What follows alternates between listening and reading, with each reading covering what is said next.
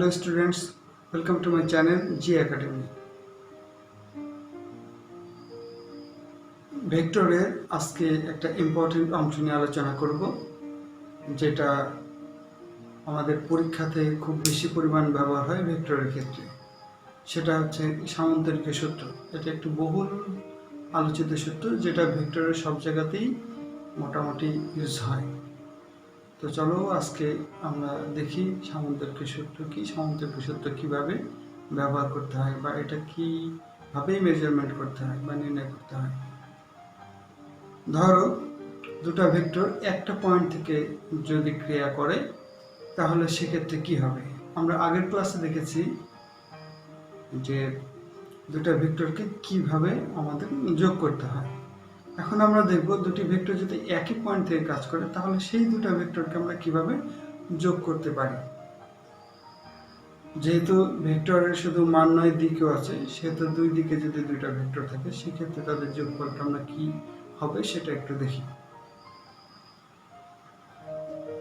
ধরলাম একটা নির্দিষ্ট পয়েন্ট, এই পয়েন্ট থেকে এই দিকে একটা ভেক্টর, এই দিকে আরেকটা ভেক্টর, দুটা ভেক্টর, একটা নাম দিলাম, এটা একটা পি ভেক্টর, এটাকে নাম দিলাম কিউ ভেক্টর। এই দুইটা ভেক্টর যদি একটা নির্দিষ্ট পয়েন্ট থেকে কাজ করে তাহলে এই দুইটা ভেক্টরের দিক কোন দিকে হবে বা এদের যোগফলটা এবার কিভাবে হবে। ধরো দুটা রশি দিয়ে, এদিকে একটা রশি এদিকে একটা রশি দিয়ে একটা পাথরকে বেঁধে দেওয়া হলো। এরপরে দুই দিক থেকে সমানভাবে যদি আমরা টানি তাহলে ভেক্টরটা কোন দিকে, এই পয়েন্টটা কোন দিকে যাবে। ধরলাম এই পয়েন্টটা ও পয়েন্টটা বা ও স্টোনটা কোন দিকে যাবে। তো অনেকেই অনেক কথা বলবে, তো সেই আলোচনা যদি লাইভ ক্লাস হতো তাহলে হয়তো আমরা সেটা তোমাদের সামনে কনসালটেন্সির মাধ্যমে আমরা বুঝতে পারতাম। এখন যেহেতু সেটা নাই, এখন আমি বলে দিচ্ছি এই ভেক্টরটাকে দুই দিকে যদি টান দেওয়া হয় তাহলে এই ভেক্টরটা একটা নির্দিষ্ট দিকে যাবে,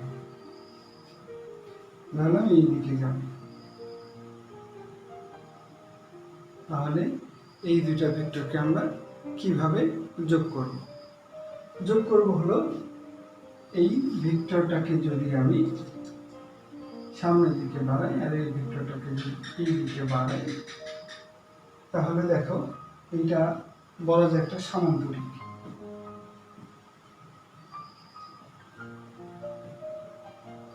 এটাকে বলা যায় একটা সামান্তরিক।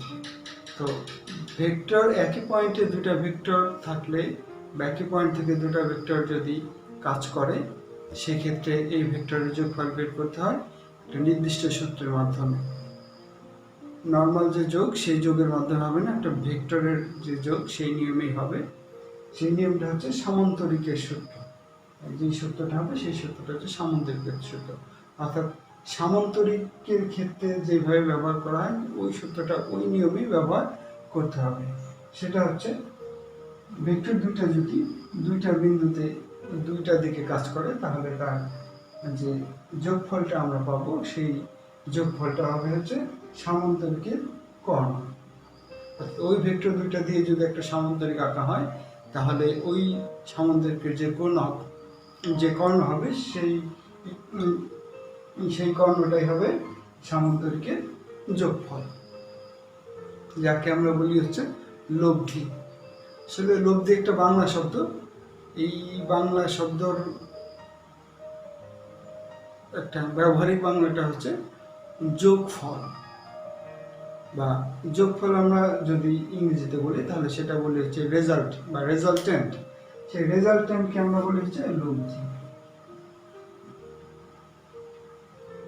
লব্ধি, এই লব্ধি যেহেতু রেজাল্টেন্ট সেহেতু এটাকে আর দিয়ে প্রকাশ করা হয়। যেহেতু এই দুইটা ভেক্টর দুইটা দিকে ক্রিয়া করে, সেই যে লব্ধি ভেক্টরটা পাবো সেটা একটা নির্দিষ্ট দিকে ক্রিয়া করে, সেই দিকটা হচ্ছে এই দিক। আমরা দেখবো পরে এটা কিভাবে দিক বের করা যায়। তাহলে এই যে ভেক্টরটা হলো সেটা আসলে আর একটা ভেক্টর। এই ভেক্টরটাকে আমরা বলি হচ্ছে লব্ধি ভেক্টর। তাহলে লব্ধি ভেক্টরটা হচ্ছে দুইটা ভেক্টর যদি একই নির্দিষ্ট পয়েন্টে কাজ পরে যে নতুন ভেক্টরটা তৈরি হয় সেই নতুন ভেক্টরটাকে বলা হচ্ছে লব্ধি ভেক্টর বা রেজাল্টেন্ট ভেক্টর। আচ্ছা, তাহলে এই রেজাল্টেন্ট ভেক্টরটা প্রথম যে ভেক্টরটা আছে অর্থাৎ পি ভেক্টর তার সাথে যে কোণ করে সেটাকে আমরা বলি হচ্ছে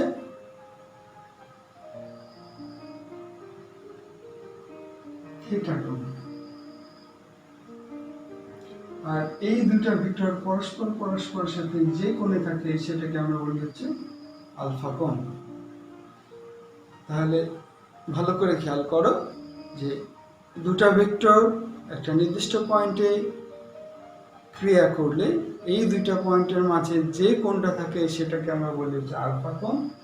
আর নতুন যে লব্ধি ভেক্টরটা হলো এই লব্ধি ভেক্টরটা প্রথম ভেক্টরের সঙ্গে যে কোণ করে থাকে সেটা হচ্ছে থিটা কোণ। তাহলে সামান্তরিকের সূত্র ব্যবহার করার যে নিয়মটা সেটা হচ্ছে এইটার যে কর্ণ সেই কর্ণের জন্য বইয়ের মধ্যে একদম জ্যামিতিক ভাবে সুন্দর করে ব্যাখ্যা দেওয়া আছে, তোমরা ওখান থেকে পড়লেই বুঝতে পারবে। আর যেহেতু এটা একটা অনলাইন ভিডিও ক্লাস সেক্ষেত্রে ওই টোটাল ডেরিভেশনটা দেখানো একটু সময়ের ব্যাপার, যার জন্য আমি ওই বিষয়টাকে স্কিপ করে যাচ্ছি। আমি জাস্ট বেসিকটা তোমাকে ধারণা দিয়ে দিচ্ছি। আচ্ছা, এই দুটো ভেক্টরের ফলে যে ভেক্টরটা পাওয়া যায় লব্ধি ভেক্টর, সেই ভেক্টরটা হয় হচ্ছে সেই ভেক্টর মানটা হচ্ছে দুটা ভেক্টর একটা P square plus Q square plus twice P Q cos alpha. এটা হচ্ছে সামান্তরিকের সূত্র, এটার যে মান সে মানটা। এখন যেহেতু এটা একটা ভেক্টর এর একটা মান আছে তাহলে তার একটা দিকও আছে। দিকটা তাহলে আমি তোমাদেরকে বুঝিয়ে দিচ্ছি দিকটা আসলে কোন দিকে হবে।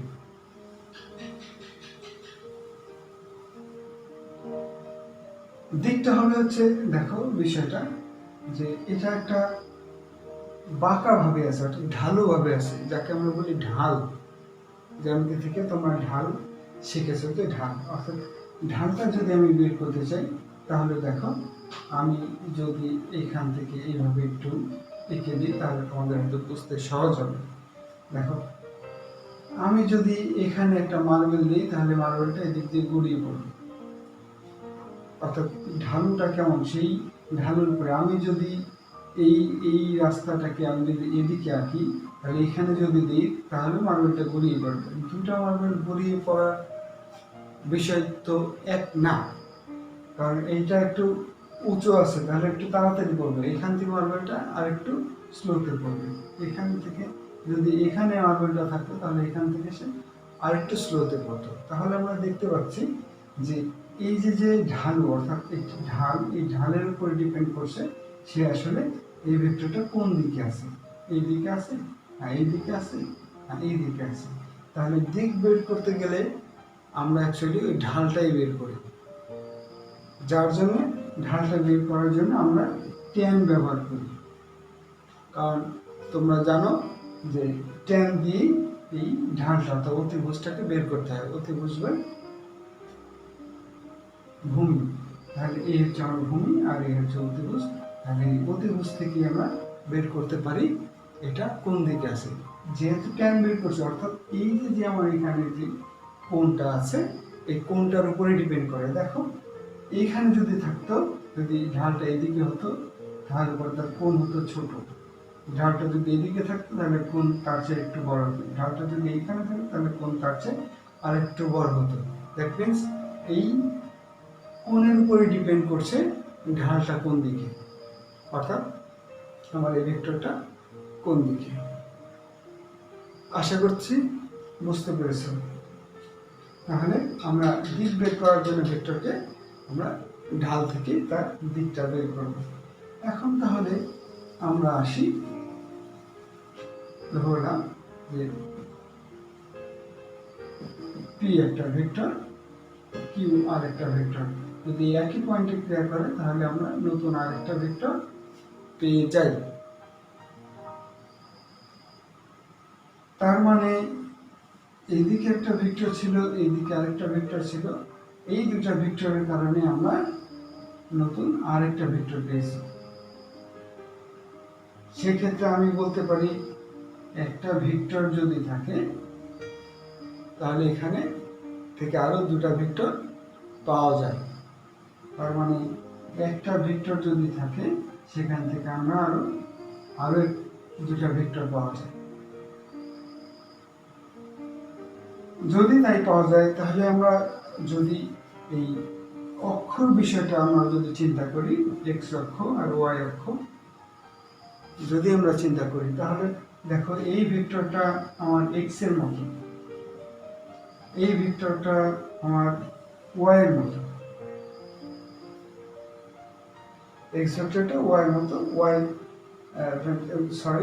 মানে পি ভেক্টরটা এক্স এর মতো, কিউ ভেক্টরটা ওয়াই এর মতো। অর্থাৎ আমার একটা ভেক্টর ছিল, এখান থেকে আমি দুটা ভেক্টর পেয়েছি। এই যে একটা ভেক্টর থেকে আরো দুটা ভেক্টর পেলাম, এই পাওয়াটাকে বলা হয় উপাংশ, অর্থাৎ উপ অংশ।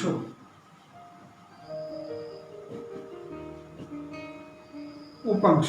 তাহলে আমি যদি পি ভেক্টরটা না দিয়ে আমি যদি বলতাম আর একটা ভেক্টর, তাহলে আমি যদি এখানে বলি এটা আসলে আর ভেক্টর একটা উপাংশ, এটাকে আমি যদি কি ভেক্টর নাম না দিয়ে আমি যদি বলি এটা আর এর ওয়াই উপাংশ, তাহলে তো কোনো অসুবিধা নেই, বলা যায়। এখন আমরা জানি আমাদের ডাইমেনশন অর্থাৎ মাত্রা হচ্ছে তিনটা, তাহলে এক্স অক্ষ, ওয়াই অক্ষ আর হচ্ছে জি অক্ষ। অর্থাৎ এক্স যদি এই দিকে হয়, ওয়াই এদিকে হবে, তাহলে জি বা জেড হবে আমার এই দিকে।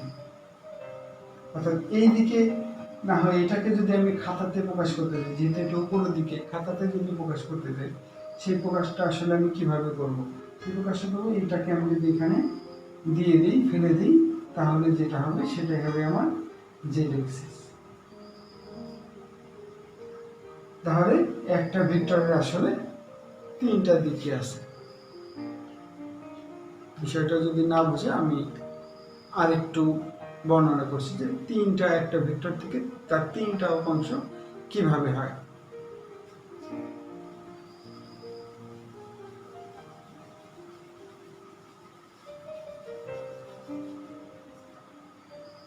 ধরো একটা পিঁপড়া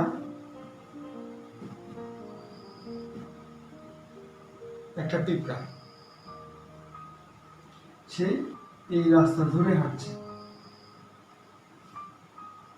তাহলে পিঁপড়ার অবস্থানটা আমি একটা অক্ষ এক্স অক্ষ দিয়ে প্রকাশ করতে পারি, যে সে এইখানে ছিল, এখন যদি এইখানে আসে তাহলে সে কত দূরে আছে। পিঁপড়ার অবস্থানটাকে আমি যদি নির্ণয় করতে চাই, এখন যদি পিঁপড়াটা এখানে না থেকে যদি পিঁপড়াটা এইদিকে চলতে থাকতো, ধরো পিঁপড়াটা এইদিকে চলছে, আমি আছি এখানে, তাহলে এখান থেকে আমি তাকে কিভাবে নির্ণয় করব? তাহলে নির্ণয় করবো সে এক্স থেকে কত দূরে আছে, ওয়াই থেকে কত দূরে আছে। তার মানে পিঁপড়া যদি এদিকে যায়, তাহলে একে প্রকাশ করার জন্য আমার দুইটা অক্ষ দরকার, এক্স অক্ষ, ওয়াই অক্ষ। আমরা এই অবস্থানটাকে প্রকাশ করার জন্য এইভাবে লিখি এক্স, ওয়াই। এখন এই পিঁপড়াটা যদি এখানে না হয়ে এইখানে যদি ঝুলতে থাকতো, তাহলে কি করতাম? তাহলে তার অবস্থান বের করার জন্য আমার আরেকটা অক্ষ দরকার হতো, জেড অক্ষ। তাহলে একটা বস্তুর অবস্থান জানার জন্য আমার অ্যাকচুয়ালি তিনটা অক্ষই দরকার হয়, যার জন্য দুটা ভেক্টর যদি একই পয়েন্টে কাজ করে, তাহলে সেখান থেকে আমরা তিনটা অক্ষই পেয়ে যাই। যদি আর ভেক্টর হয় তাহলে এটা হয় আর এক্স, এটা হয় আর ওয়াই, এটা হয় আর জেড। তাহলে একটা ভেক্টরকে আমরা তিনটা ভাবে লিখতে পারি, অর্থাৎ তিনটা ভেক্টর মিলিত হয়ে যোগ হয়ে আমার একটা ভেক্টর হয়। সেক্ষেত্রে আমি যদি এটা লিখি আর ভেক্টর সমান সমান আর এক্স ভেক্টর, আর ওয়াই ভেক্টর, আর জেড ভেক্টর। আশা করি বুঝতে পেরেছেন। তাই এই যদি একটা ভেক্টর হয়, আমরা আগে থেকে দেখেছি যে একক ভেক্টর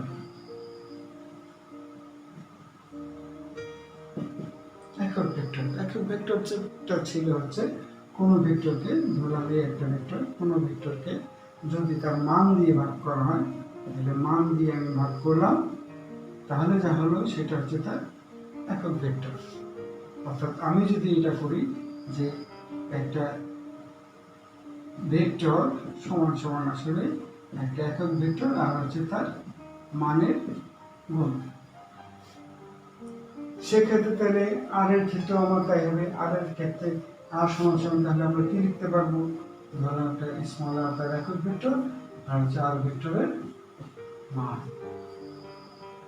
আমরা তো তাই লিখতে পারবো।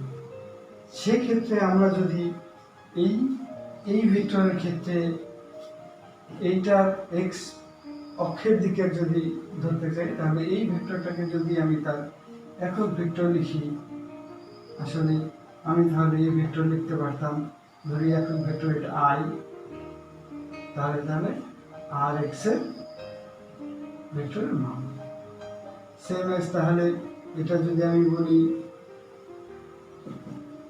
যে, তাহলে কি লিখতাম, আর ওয়াই এর ভেক্টরটা মান। এখানে যদি আমি কে লিখতাম, তাহলে কি হলো, তাহলে হলো হচ্ছে কে আর হচ্ছে আর যে ভেক্টরের মান। তাহলে একক ভেক্টরকে গুণ করে দিলেই এইটার মান হয়ে যায়। আমরা অনেক ক্ষেত্রে শুধু মান বের করার জন্য যে আমরা এ ভেক্টরের মান বের করার জন্য আসলে আমরা শুধু এ লিখতে পারি, তাই তো লিখি। সেক্ষেত্রে আমি যদি এটা লিখি যে আই একক ভেক্টর আর তার সাথে আর এক্স এর মান, শুধু আমি আর এক্স লিখে দিই, তাহলে জে একক ভেক্টর আর ওয়াই সেম অ্যাজ কে একক ভেক্টর আর জে। তাহলে যা দাঁড়ালো, এটাই হচ্ছে আমার একটা ভেক্টর, সে ভেক্টরটা হলো আর ভেক্টর। এখন আমরা এইখানে যে সমীকরণটা পেলাম, এটা হচ্ছে একটা সাধারণ সমীকরণ বা সাধারণ প্রকাশ ভেক্টরে। তাহলে আমরা যে কোনো একটা ভেক্টরকে আমরা সাধারণভাবে লিখতে পারি এইভাবে। অর্থাৎ যদি আমি বলি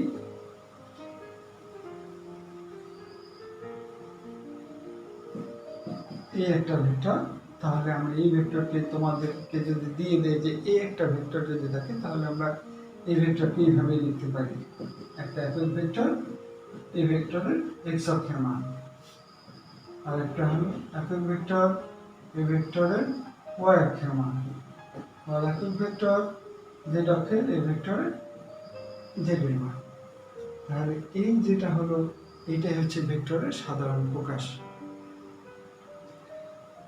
আশা করি বুঝতে পেরেছে। আমরা দুটা অংশ নিয়ে কাজ করলাম আজকে। একটা হচ্ছে সামান্তরিকের সূত্র, অর্থাৎ দুটা ভেক্টর যদি একই পয়েন্টে কাজ করে তাহলে তাদের যোগফল কি হবে।